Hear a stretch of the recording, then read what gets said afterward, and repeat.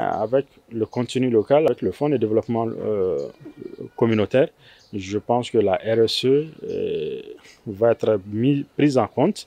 Dans les jours à venir, je pense que les communautés ne vont plus se plaindre parce qu'elles vont bénéficier des avantages, des retombées de l'exploitation minière. Bon, d'abord, il faut aller vers une bonne gouvernance. Une bonne gouvernance, ça veut dire quoi? Il faut que vraiment que les dirigeants puissent avoir une vision politique minière, comment faire que les ressources minières puissent profiter aux Maliens. Ça, c'est un. De deux, comment attirer les investisseurs. Parce que il faut savoir que qui parle d'exploitation minière, c'est qu'il y a eu des recherches. Et ces recherches-là demandent beaucoup de risques, demandent beaucoup d'argent. Et très souvent, les Maliens n'ont pas les moyens d'investir dans la recherche minière. Et maintenant, il faut faire appel maintenant à des multinationales, à des sociétés étrangères qui ont les gros moyens, afin de pouvoir venir investir pour découvrir des gisements et pouvoir l'exploiter, ainsi que faire participer l'État, parce qu'avec le nouveau code minier, l'État peut participer jusqu'à 30%. Et 5% c'est pour les locaux maliens, donc ça va donner une force pour l'État. Donc maintenant, il faut trouver des voies et moyens pour attirer les investisseurs, afin que ces investisseurs puissent venir travailler au Mali dans un modèle de partenariat gagnant-gagnant. Donc moi je pense que ça peut être très bien pour vraiment le secteur minier.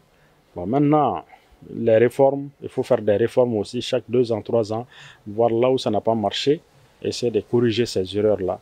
Je pense que petit à petit, on peut aller vers vraiment un code minier plus attractif, mais qui fait aussi vraiment le bonheur, qui fait aussi l'intérêt de l'État malien et de l'ensemble des Maliens. Donc moi, je pense qu'il faut beaucoup de réformes. Ces réformes-là, je crois qu'on a déjà entamé avec le nouveau code minier. Mais dans les jours à venir, il faut essayer d'aller encore vers d'autres réformes afin que vraiment le secteur minier soit attractif et soit un secteur qui pourvoyeur d'emplois et qui puisse être un levier de développement. Bon, d'abord, aucune mine ne peut se mettre en place sans faire une étude qu'on appelle l'étude environnementale et sociale. Ça veut dire que l'État même s'est beaucoup soucié de l'environnement parce que sans cette notice, sans cette autorisation, aucune mine ne peut avoir l'autorisation d'exploitation, que ce soit en petite mine, en grande mine, que ce soit mine artisanale ou carrière artisanale ou carrière industrielle. Donc, ces études-là permettent de réduire l'impact de l'exploitation sur l'environnement. Donc, toutes les mesures sont déjà prévues dans ces études-là, afin que l'exploitation ne puisse pas impacter très gravement l'environnement, à amoindrir les conséquences. Et maintenant, après l'exploitation aussi, la mine doit faire une réhabilitation. Que ce soit petite mine ou grande mine, que ce soit grande carrière ou petite carrière, c'est remettre l'endroit comme si elle l'a trouvé. C'est ce qu'on appelle l'étude de réhabilitation. Donc vraiment tout ça c'est prévu et je pense que c'est à l'État de veiller à l'application de ces textes-là avec des services qui sont spécialisés qui vont aller voir est-ce que ce soit petite mine ou grande mine, est-ce qu'elle respecte ces mesures environnementales et sécuritaires. Et je crois que ça, cela est de la responsabilité de l'État. Sinon, toutes ces études-là sont déjà prévues, afin que l'exploitation minière ne puisse pas impacter la population riveraine, et vraiment à jouer sur la qualité de l'eau, la qualité de l'air, la nuisance sonore, et vraiment les poussières, tout ça est déjà détaillé dans le plan de l'étude environnementale qui doit trouver des solutions depuis en amont de l'exploitation, pas en aval mais en amont. Donc maintenant, quant à l'applicabilité, cela est du ressort de l'État de veiller à la bonne application des mesures sécuritaires et environnementales lorsque les mines s'engagent à faire une exploitation dans une zone donnée. Le contenu local a prévu certains types d'activités uniquement réservés aux Maliens. Et certains types d'activités sont réservés aux sociétés de droit malien. Ça veut dire quoi? C'est des sociétés, même si c'est des sociétés étrangères, tant qu'elles sont installées au Mali, qu'elles payent des impôts, des taxes, c'est des sociétés de droit malien. Mais plus jamais, il y a certaines activités, on ne va pas permettre qu'on aille nous importer ça, tels que vraiment les travaux de manœuvre, le travail de gardien, la cuisine, ainsi de suite, d'autres types de travaux. Et ça, vraiment, ça, c'est réservé 100% à la communauté locale. Donc maintenant, il y a d'autres types d'activités qui sont réservées à des sociétés de sous-traitance maliennes. Donc cela va être vraiment une politique qui va faire que nos petites entreprises vont bénéficier des marchés, des contrats, et qui va faire qu'elles vont grandir petit à petit, et même un jour aller exercer à l'étranger, dans la sous-région.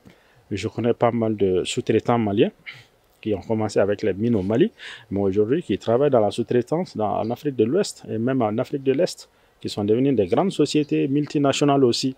Mais maintenant, comment ils ont eu ça? Parce qu'ils ont eu une base ici au Mali, ils ont eu des marchés, ça les a permis de grandir.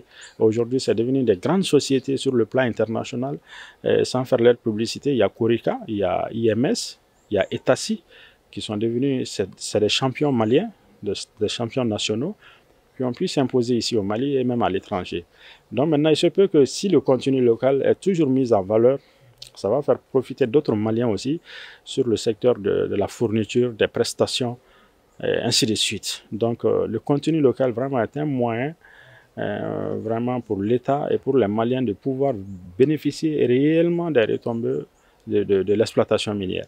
Mais ce contenu local, il faudrait vraiment veiller là-dessus à travers le secrétariat permanent du contenu local qui doit veiller à l'applicabilité de ces textes-là. Parce que souvent, il n'est pas faire de bons textes, c'est bien, mais pouvoir l'appliquer, c'est autre chose. Et maintenant, c'est à l'État de voir comment pouvoir appliquer, afin d'obliger la société minière à respecter ces mesures législatives. Ben, pour faire ça, d'abord, nous, on a demandé qu'il faut qu'il y ait une banque d'investissement dans le secteur minier. Parce que sans cette banque-là, souvent nos sous-traitants ont souvent des marchés, mais ils n'ont pas les moyens financiers pour pouvoir financer leur activité. Et souvent, à défaut de ça, il y a beaucoup de marchés qui les échappent. Donc, nous, on a demandé qu'il faut qu'il y ait une banque d'investissement dans le secteur minier qui puisse soutenir ces acteurs-là dans leur activité.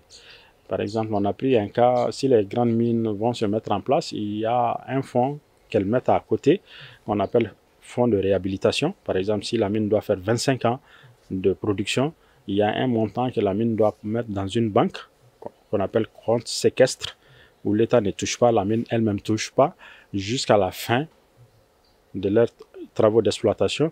Et ensuite, cet argent est utilisé pour faire maintenant la réhabilitation. Bon, maintenant, souvent, là où la banque qui bénéficie, ça fait tourner l'argent.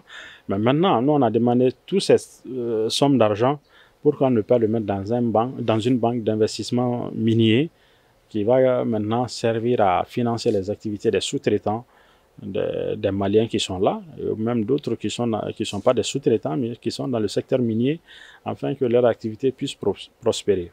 Parce que tant qu'on n'a pas vraiment une banque d'investissement, il est très difficile qu'on puisse développer le secteur minier au Mali. Parce que même si vous avez un projet de petite mine qui va nécessiter 2 milliards, 3 milliards, eh bien, si vous n'avez pas ces moyens-là, c'est un étranger qui viendra prendre le projet. Et avec un investissement de 3 milliards, vous allez trouver que souvent, je dis bien souvent, en une année, 2 ans de production, le promoteur récupère ces 3 milliards. Et souvent, il peut faire 5 ans, 6 ans en train de rouler maintenant sur les bénéfices.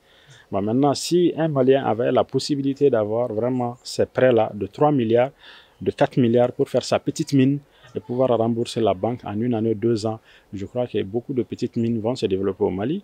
Et ces petites mines-là vont augmenter la production et vont employer aussi des jeunes diplômés. Donc, ça va être un moyen de lutter contre le chômage, rehausser le niveau de production du Mali. Et maintenant, et aussi les sous-traitants qui sont là aussi vont avoir des marchés. Moi, je pense que c'est comme ça, c'est avec des stratégies comme ça que vraiment l'entrepreneuriat peut vraiment prospérer et aller de l'avant avec certaines mesures d'accompagnement. Bon, d'abord, la première richesse, c'est la ressource humaine, pas les ressources minérales ni naturelles. C'est l'homme. L'homme est au début, au milieu et à la fin. Même si nous avons toutes les ressources minières du monde, si nous n'avons pas des hommes vraiment capables de pouvoir exploiter ces ressources et enfin de mettre les profits, les bénéfices de cette exploitation à la disposition de la population, je pense qu'on n'en bénéficiera pas. Donc tout est une question d'hommes. Il faut des gens bien formés, il faut des gens qui ont l'éthique et la morale de la gestion du bien public. Et ça, c'est très important. Donc maintenant, pour cela, sinon, si les ressources minières, nous on dit ressources minérales, qui sont les ressources minières, on a les ressources liquides qui sont le pétrole, l'eau, on a les ressources gazières. Mais nous, on sait que l'ensemble de ces ressources sont au Mali. Si nous arrivons vraiment à mettre en valeur ces ressources-là, ça peut aider le Mali à sortir vraiment de cette pauvreté chronique. Et une bonne gestion, une bonne gouvernance de ces ressources-là peut être un facteur de développement. Donc, ça peut être un levier de développement pour le pays. Et je pense que Dieu nous a tout donné. Il ne faut pas que c'est nous-mêmes que nous rendons pauvres. Pourquoi? Parce que il y a manque de ressources humaines bien formées dans le secteur minier et minéral. Donc il faut vraiment former les jeunes dans certains secteurs et maintenant créer des conditions de création de richesses, de création d'emplois, parce que c'est trois choses qui sont liées: l'investissement, la création de richesses et la création d'emplois. Les trois choses se suivent. Si l'un manque, ça ne peut pas marcher. Donc il faut investir. Investir avec qui? Avec des partenaires étrangers, mais dans un partenariat de gagnant-gagnant sur la base de la transparence. Investir comment? Avec des locaux aussi maliens qui ont la capacité de pouvoir investir dans certains types de secteurs, les accompagner malgré, parce que souvent il y a des difficultés, et l'État doit les accompagner afin que leur activité ne parte pas dans l'eau. Donc maintenant, tout ça, ça va encourager d'autres Maliens à ouvrir l'entrepreneuriat dans le secteur minier, à ouvrir des carrières, des mines. Moi, je pense que c'est avec ça que nous pouvons avoir notre salut. Et maintenant, là où il y a le pétrole, le gaz, l'État doit travailler à ce que la sécurité revienne par tous les moyens qu'il faut, afin que vraiment, dans les années à venir, que le Mali aussi soit un pays producteur de pétrole tel que le Niger, qui a tout. Le Mali était même en avance sur le Niger, hein, mais à cause de notre insécurité, que le Niger nous a dépassé. Sinon, en termes de recherche, le Mali était vraiment mieux avancé que le Niger. Et nous, on n'en doute pas en tant que géologue qu'il y a bel et bien le pétrole, le gaz. Mais maintenant, il faut créer les conditions, chercher des bons partenaires, sécuriser les zones, et amener la paix, la cohésion. Et c'est dans ça que vraiment l'économie, les ressources minérales peuvent être un grand pilier du développement du Mali. Et ça, vraiment, il faut que l'État il voit ça comme un domaine stratégique pour l'économie malienne. Parce que ce secteur-là peut relancer tous les autres secteurs. Voilà, donc moi je pense que il nous faut vraiment aller vers la diversification aussi de nos ressources minières, de l'exploitation de nos ressources minières, et vraiment une bonne transparence, une bonne gouvernance. Et moi je pense que c'est avec ça que nous pouvons dire un jour que l'or du Mali brille pour les Maliens. Parce que jusqu'au jour de maintenant, comme je vous avais développé, ce que ça rapporte à l'économie nationale, donc ça veut dire que l'or du Mali brille pour l'État malien. Mais est-ce que ça brille pour la population? C'est là où il faut trouver des solutions, améliorer comment faire que la population locale et même l'ensemble des Maliens puissent vraiment profiter des retombées de l'exploitation minière. Et pour cela, il faut une bonne politique minière, il faut une bonne vision et une bonne volonté politique aussi dans ce secteur-là.